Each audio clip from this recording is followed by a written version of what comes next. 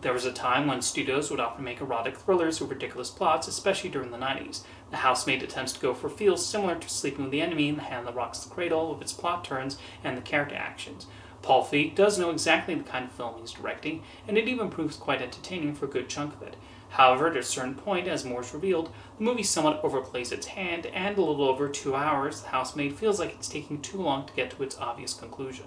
Early on, it's clear the movie has a sense of humor about itself with some of the known dialogue. Feig and screenwriter Rebecca Sonnenschein, adapting Frida McFadden's book, know exactly what these characters are all about and have fun with the interactions between the rich housewife and her new maid. Amanda Seyfried especially does well in playing Nina's crazed personality and shown that she can blow up at any moment.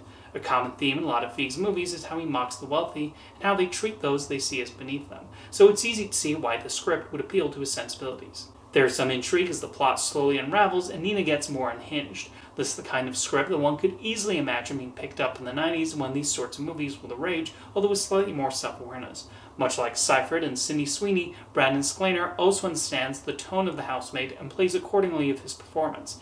However, there reaches a particular point in the film when choices are made that affect the trashy entertainment factor. A couple of major revelations are told to us through multiple flashbacks, which disrupt the pacing.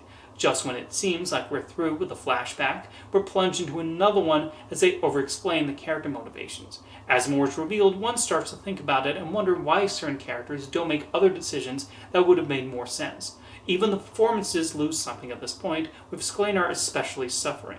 Feig has trouble switching to this new tone, and as is typical with some of his movies, the runtime is felt as we get into the final stretch. The Housemaid could have been a breezy 90 to 100 minute movie, but instead clocks in at 2 hours and 11 minutes, which feels like a bit much for a movie like this. The Housemaid certainly has its entertaining moments, especially around the first half. There's intrigue in what exactly Nina's deal is and how her new maid Millie deals with her sudden mood swings and the things she learns about her. It also knows exactly what it is and captures the feel of the late 80s to early 90s erotic thrillers it's seeking to emulate, with the actors following suit in their performances. The themes the film wants to explore are also worthwhile. It just needed to do a better job of sticking the landing and not overstaying its welcome.